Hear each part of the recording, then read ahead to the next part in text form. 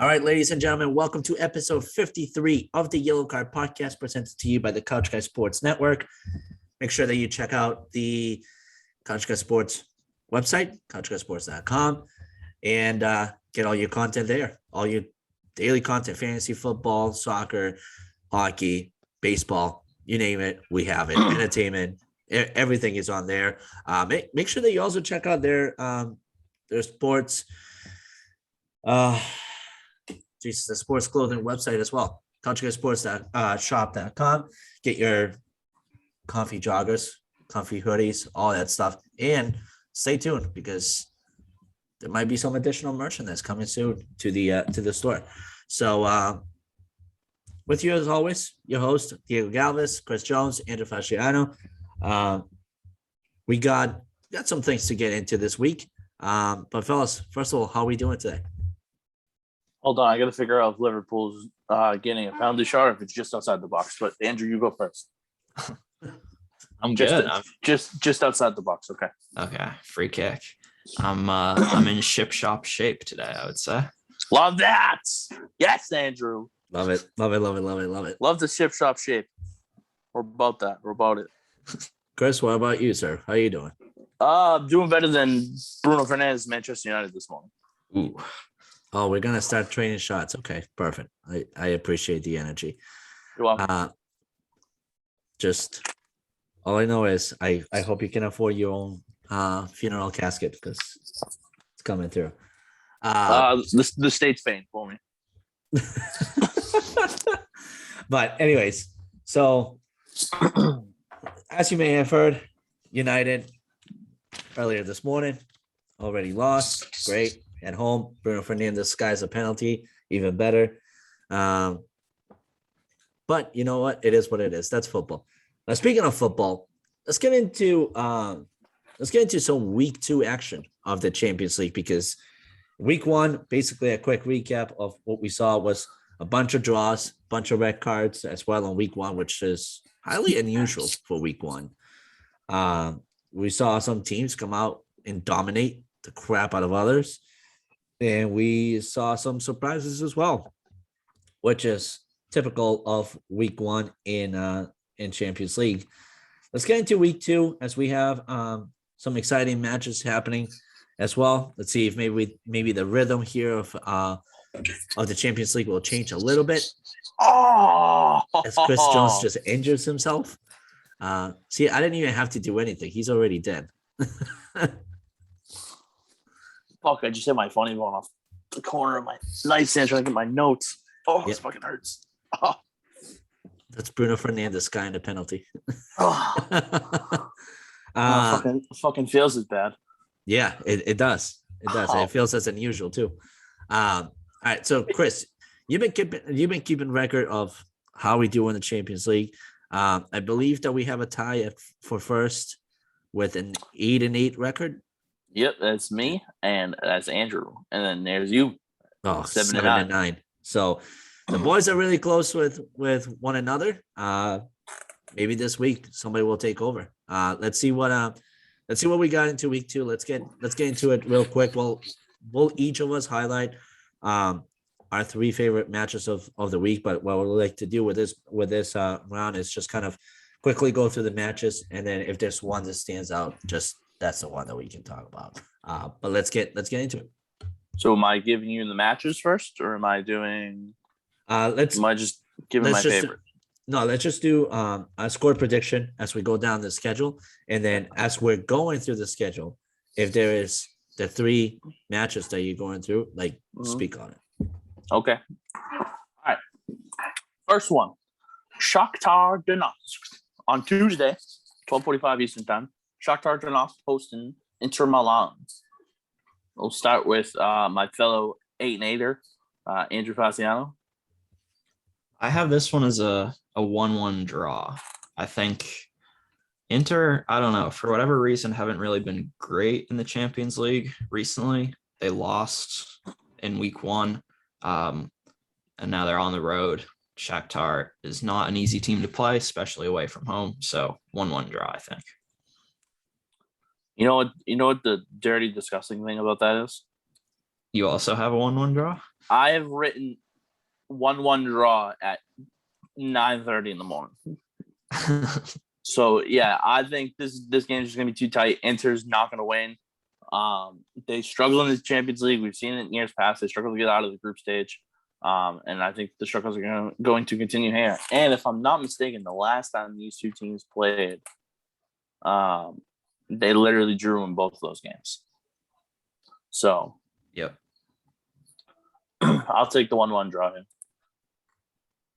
All right, I'm gonna go actually with a 2-1 victory for Shakhtar Donetsk. I think you guys nailed it. Inter Milan is struggling to get some sort of attacking pace developed. Shakhtar Donetsk, after falling to Sheriff, they tend to bounce back really well in Champions League, and they tend to adjust fast. I think that this is a victory for Shakhtar Donetsk, 2-1. Okay, move on to the other early game on Tuesday. We got Ajax and Besiktas. Besiktas, whatever, that's fine. It's closer than as it's a Yeah. tongue twister. Yeah. All right, Diego, we'll let you start on this one. All right, so I got Ajax. I got Ajax winning this one. I'm gonna go with a 2-0 score here for Ajax. Andrew? I have Ajax winning 3-0 in this one. They've been on a tear as of late. In their last 3 games, they've scored 5 goals, 9 goals, and 5 goals again. So they have the offense clicking right now, and I think they'll win at home. Yep, I have agree with that. Ajax winning a close one here, only because we saw what Besiktas did in match day 1 against Dortmund. They kept it really close. I think they lose another close one. I think Ajax 2-1. Real Madrid and Andrew's favorite team in the Champions League right now, Sheriff. We'll let Andrew start because it's Sheriff and that's his team. I think I have Real Madrid taking this one 2-0. I think they sort of need to keep things going. They got off to a good start with a win on the road against Inter. Sheriff played great in their first match, but on the road against Real Madrid is kind of a different kettle of fish. So I think Madrid will take all 3 points in this one. I agree. I think Real Madrid gets the win here. It's a lot closer than people think, in my opinion. I think this is another 2-1 win for Real Madrid here. I'm actually gonna go with a draw. I think a 1-1 draw. I think Sheriff proved that they are not backing down. They're so young and driven in this Champions League that I think they will give Real Madrid a run for their money. Real Madrid, on the other hand, yeah, they got a decent attacking combination going, but they struggle against smaller teams. I mean, we saw it last year when Shakhtar Donetsk basically annihilated Real Madrid at home. We saw it against this match against Inter Milan, where they really should have won that match about 2, maybe 3-0. So I'm going with a 1-1 draw. Let's move on to one of my games of the weeks. AC Milan and Atletico Madrid. I'm going to start here. I think both sides right now, AC Milan, I believe, in their last few games in their league, they've won, but it's been a lot closer than they would have liked. I think in this matchup, Atletico defensively, they're defensive heavy. I think Atletico is going to give them a lot of trouble. Atletico lost earlier today. I think they're looking forward to AC Milan. I think Atletico wins a close one. I think 1-0 in the final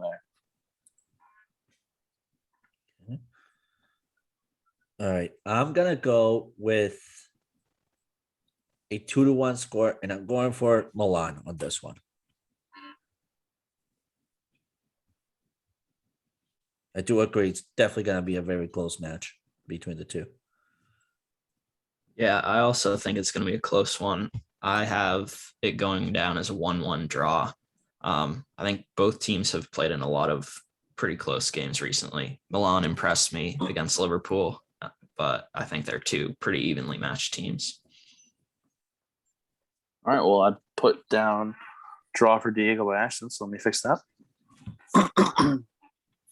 We have the complete set in that game. Diego going for Milan, you going for Atletico. Somebody's gonna be with a right. draw. Yeah. Next, we have a Borussia Dortmund taking on Sporting. Now, Sporting got creamed Yep. by Ajax in their first matchup. Do they bounce back here? Diego, what are we thinking? I hate to say it, but they won't bounce back here. I do think they make it a close match here, but I think this ends up being a 2-0 win for Dortmund. Andrew? I have it as a 2-1 win for Dortmund. So I agree. I think Sporting will play better than they did in the first week, but I think Dortmund is better and will win. What was the score you got again? 2-1. All right. I also have Dortmund 2-1. I think Sporting's going to keep it close, but at the end of the day, we will see Dortmund come out on top. Erling Haaland is too good to stop. All right, another game of the week, PSG Man City. I'm going to start here. This game has so much potential to be so great that you know what we're going to get, Diego and Andrew, in match day 2 between these two teams? A draw. A 1-1 draw. That's what we're going to get in this. I agree with that. I'm actually going with a 2-2 draw. I think both teams are going to want to get ahead of each other, but at the end of the day, it's only 2-2. I definitely do agree, though, that a draw will happen. Every time that you see big clubs clash against each other, especially with these stacked lineups, it's impossible to find an edge for one another. So I'm going 2-2. I have City winning 2-1 in that one. Ooh. I think PSG are just missing too many key pieces. I think Messi, Verratti, Ramos, and Di Maria are all going to be out for this one, which they're a super talented team, but that's still a lot of big players to be without. So I think that's why I'm giving Man City the edge. What was the score again? 2-1. Sorry, I read that correctly. All right. Porto and Liverpool. At Porto's going to be without their starting center back. I'll let you guys go first. Go ahead, Andrew. I have Liverpool winning this one 3-1. They've really had Porto's number in the Champions League in recent years, I feel like, and I don't think that's going to change this time.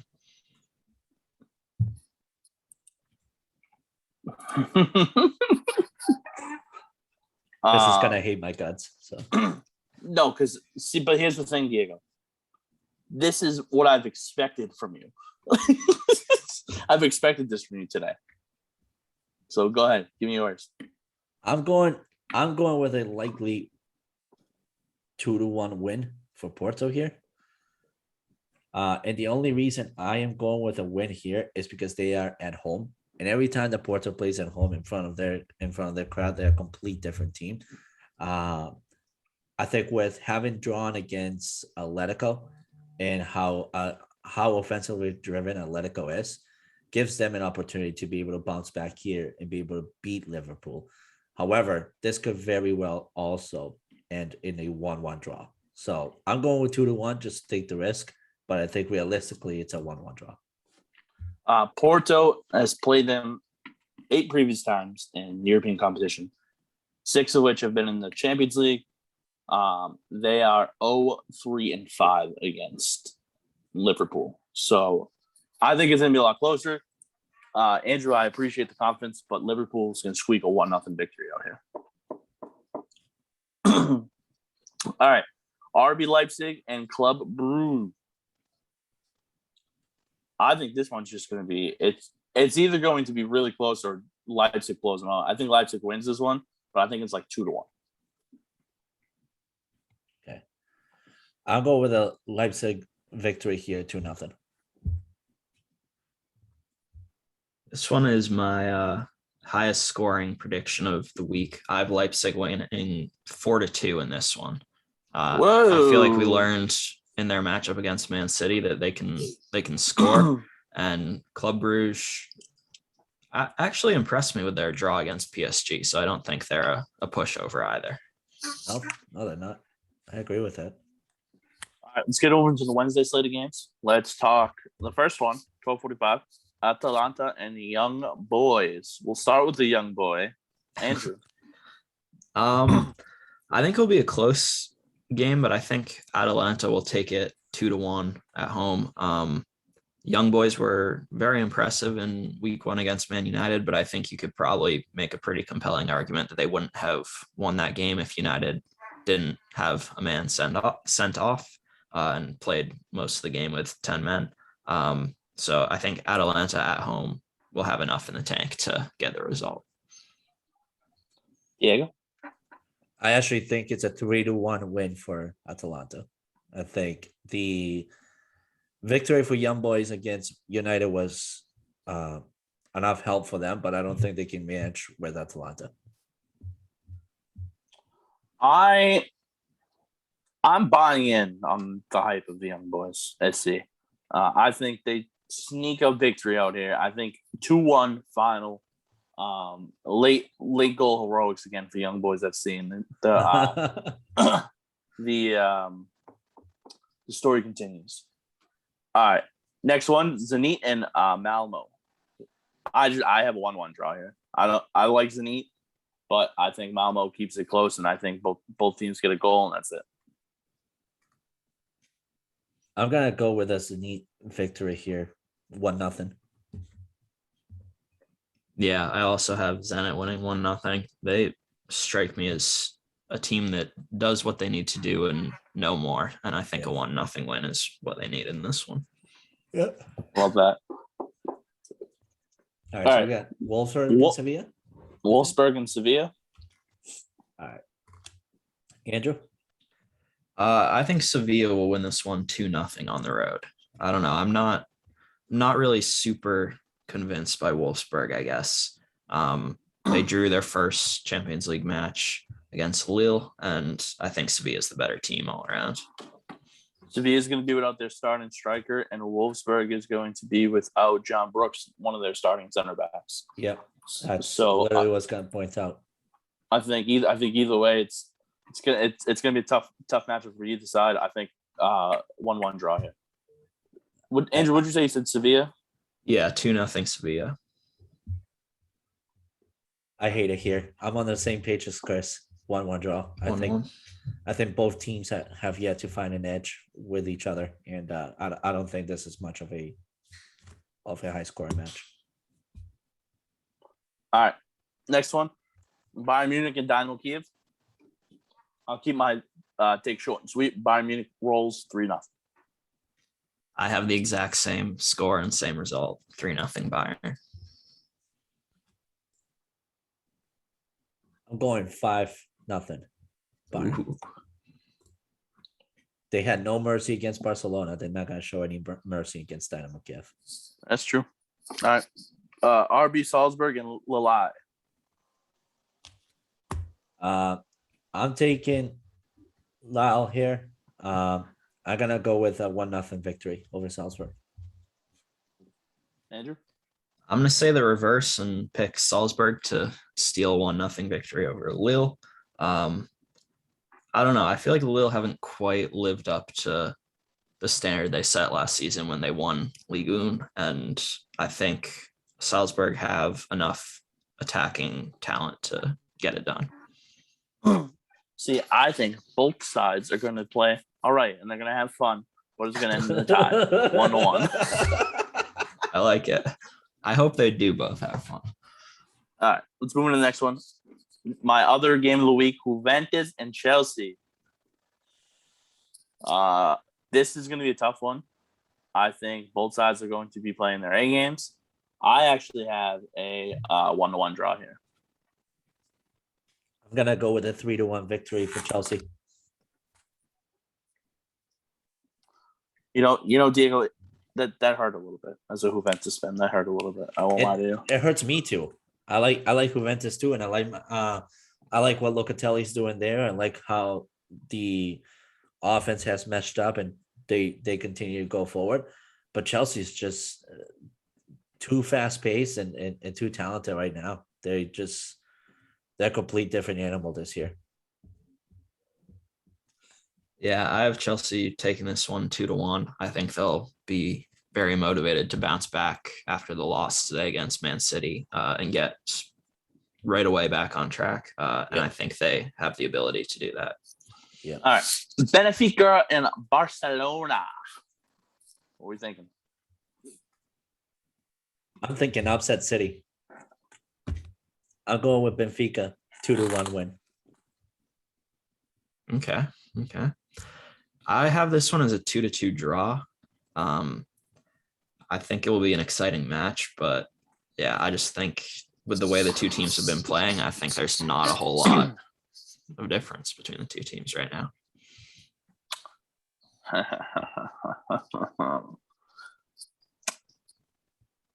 Benfica 2-0 over Barcelona. Ronald Koeman, fucking see a dink. You think that it'll be the nail in the coffin for him? Yup. After the suspension that he got, he's missing the two games in La Liga. Yeah, he's gone. All right, last game. This is the game close to Diego's heart. The rematch of last season's Europa League final, Manchester United against Villarreal. This time it's at Old Trafford. Andrew, I'm gonna let you go first. I have United 2-1 in this one. I think this is, I won't say it's a must-win game, but I think it's a very important game for United, given what happened in week 1 in the Champions League and what happened today in the Premier League too. I think a big win against a tough team like Villarreal would be a good step forward for United. I'll go, Diego. I'll Oh, go. you know what crosses my mind when I think of this match? The song "Dreams" by Fleetwood Mac. I'm just like it. I'm just like, who am I to give you down? Like, that's all. But I do. Go ahead. I'll go. I'll let you save your spiel. It's your team. I think this is going to be another close, tight affair. With this time, Manchester United coming out on top and winning 1-0. A positive thing from Chris Jones about Manchester United. What? Says the kid talking about me who picked Manchester United to win the whole fucking Champions League. The beginning of this. Andrew. This guy. I think this match ends 2-1 for United. I think Ronaldo will be a big factor here. How dare you copy Andrew's score? Gotta steal candy from kids. If we don't condone this, I'm sorry. I'm sorry to all our listeners that we do not make sure. Don't give the kids the candies in the vans. Just we're not doing this. All right. So real quick, we're gonna go over to the 3 matches of the week here. I'm gonna start off. I'm gonna go with my first pick of the week is PSG versus Manchester City. That's an obvious one. A clash between two Titans here. Both teams did whatever they needed to do during the offseason transfer window to elevate their teams. I think this is one where we see a desperate need for Manchester City to show what they really have. And therefore we see a really good match from Manchester City, but PSG will also be a nagging pain here for them. My second one is actually Juventus and Chelsea. I think it's a great match. I think it's 2 different paces. However, Chelsea's talent will prove to be a pain in the neck for Juventus to deal with. And I think their fast-paced chemistry up front, whether it's Lukaku being the physical player that he can be, or whether it is Timo Werner being the sneaky striker that he can be, that will be a pain for Juventus's defense to deal with. And last but not least, I really, really, really like the Porto Liverpool game. I think it's again another clash of 2 completely different type of games. Liverpool playing a fast-paced game, kind of a kick it forward and go kind of game, while Porto is more of a strategical team when it comes down the midfield, but it all depends on how good their forwards look that day. So those are my 3 picks for the week. May the best ones win. I'll keep mine short and sweet. I already discussed them. Milan and Atletico Madrid is definitely one. It's going to be such a very defensive-minded game. I think first goal in that game wins easily. Second, PSG Man City. The highlight game, just based off the 2 teams alone. And then the last one, Juventus and Chelsea. Again, I think a good matchup both sides. Looking forward to seeing what Chelsea has in store for Juventus. Yeah. There's lots of good ones. I think PSG Man City, just because of this pure star power involved, is up there. I think Leipzig and Club Brugge will be a really good game between those 2 teams. And I like Juventus and Chelsea a lot. I think that'll be a really interesting match between those 2 teams, because I think Chelsea kind of need to win that one, and Juventus could also use a big win over a top team like Chelsea to get back on track. So I think that's an interesting matchup on Wednesday. All right. So that does it for the Champions League conversation. Any additional takes, anything that you guys may have at the moment? Bold take from after day 2 of Champions League is we're going to see another spree of red cards. Okay.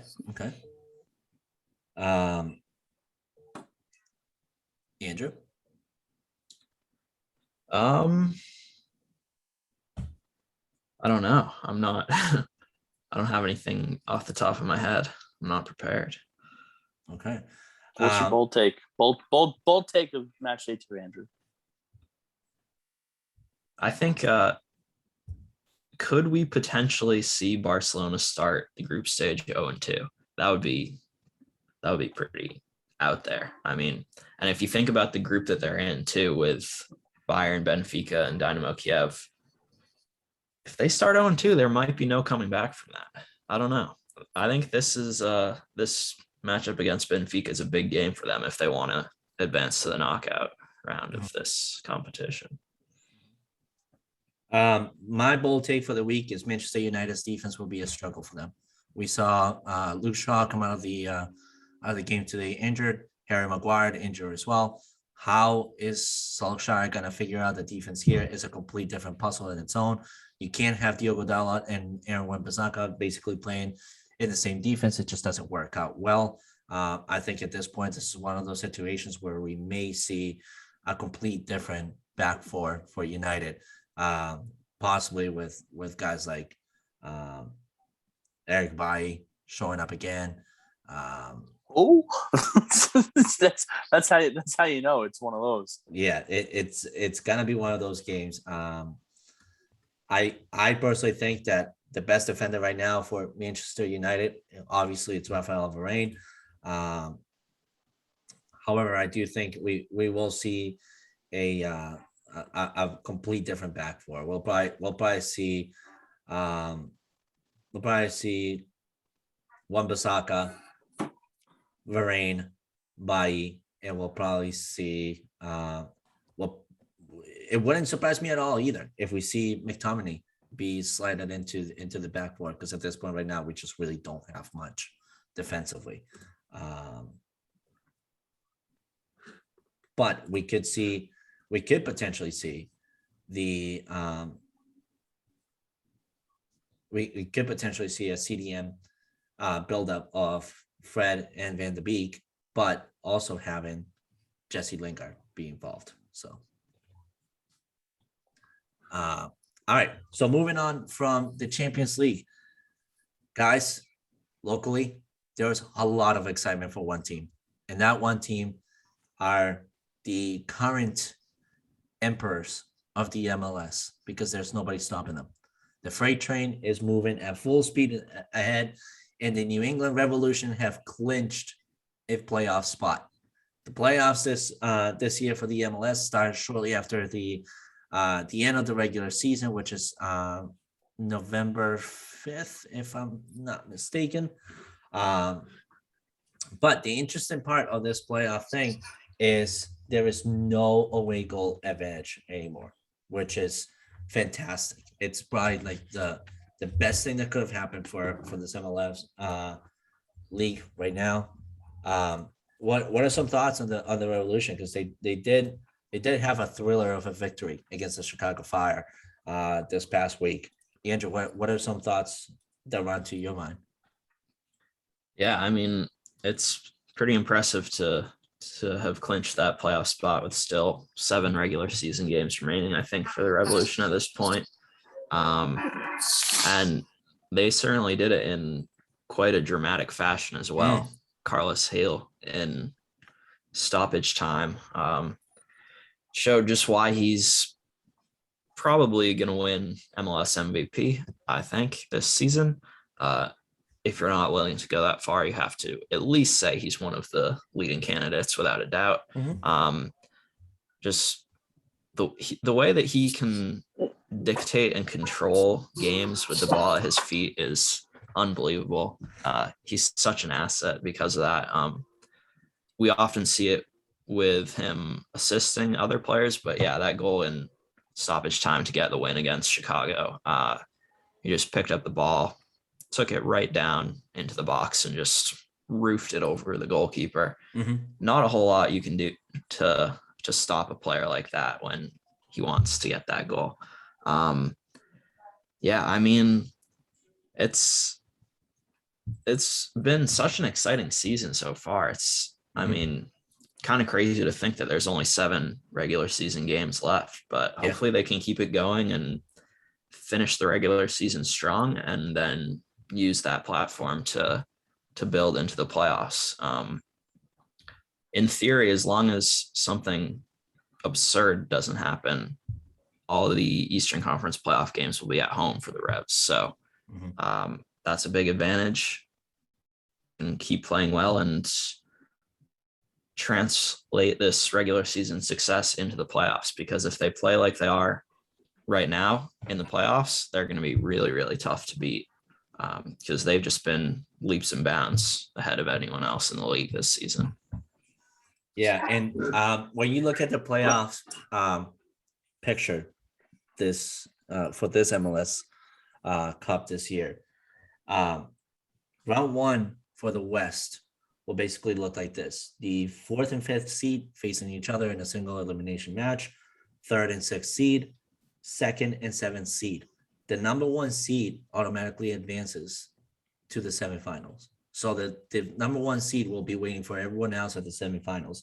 And then after that, it would just be the conference finals. For the East, it's literally the same exact thing: 4th and 5th seed, 3rd and 6th seed, 2nd and 7th seed.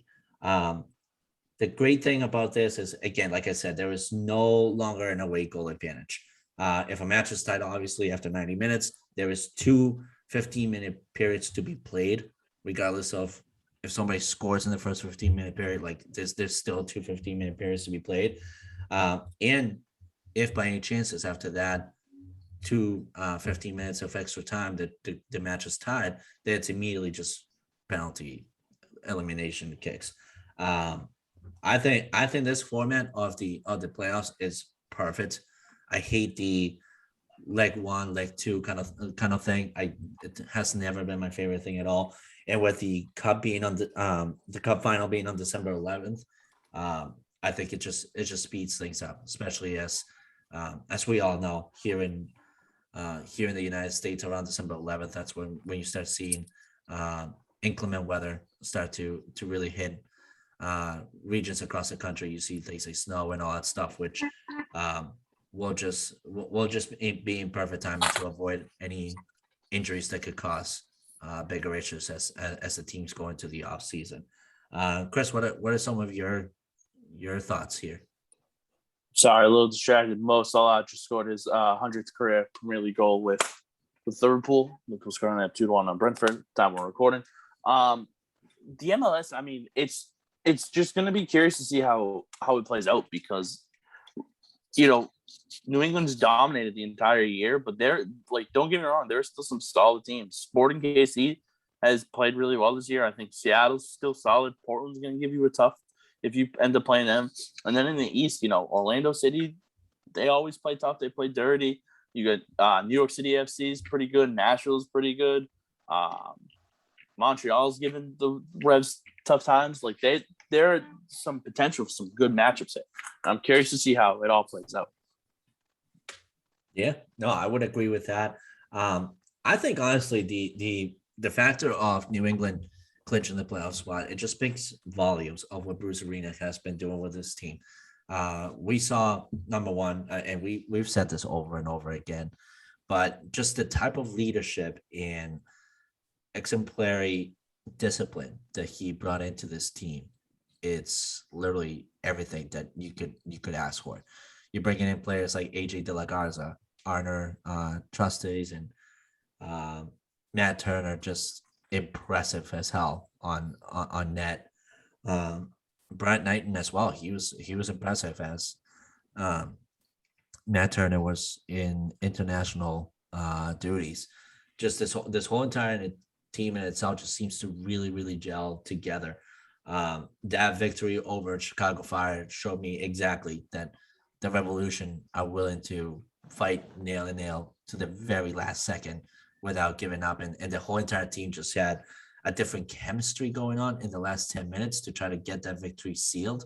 When you look at that match, obviously you saw goals from Henry Kessler, as well as Teal Bunbury, but like at the very end, you just see a complete different Revolution team where Tajon Buchanan is being more flexible about his position. He's transitioning from a winger to all of a sudden taking over center mid in various opportunities.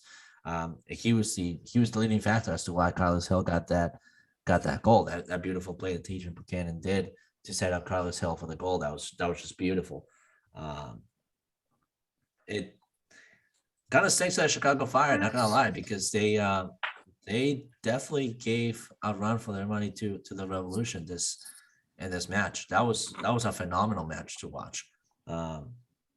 I'm just, like I said, overall, I'm excited.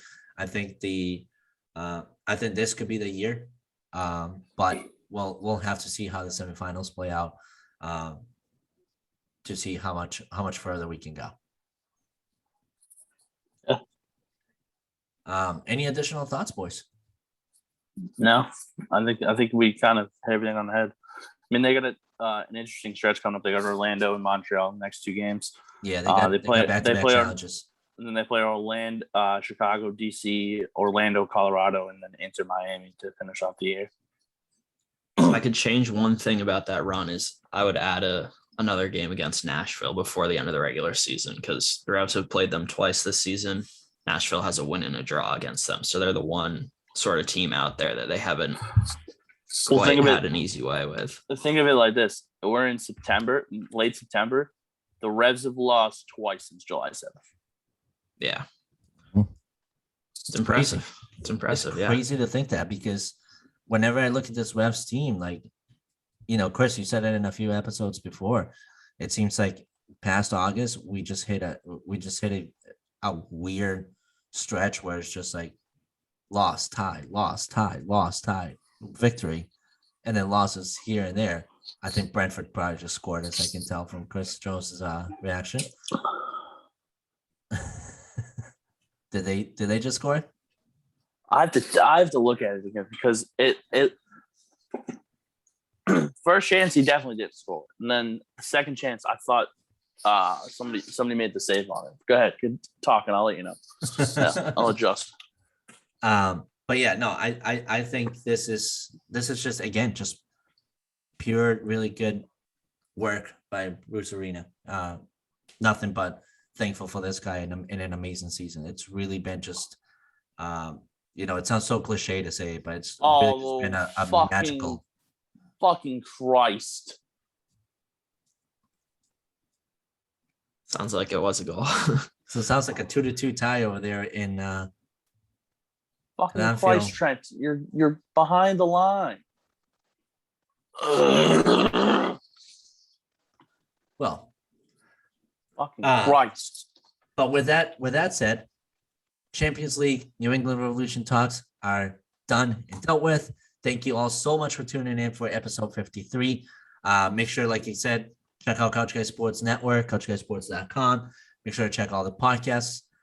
Stay tuned for any live updates, any live streams that we will be doing throughout the season. But until then, see you guys again very soon. Thank you for tuning in.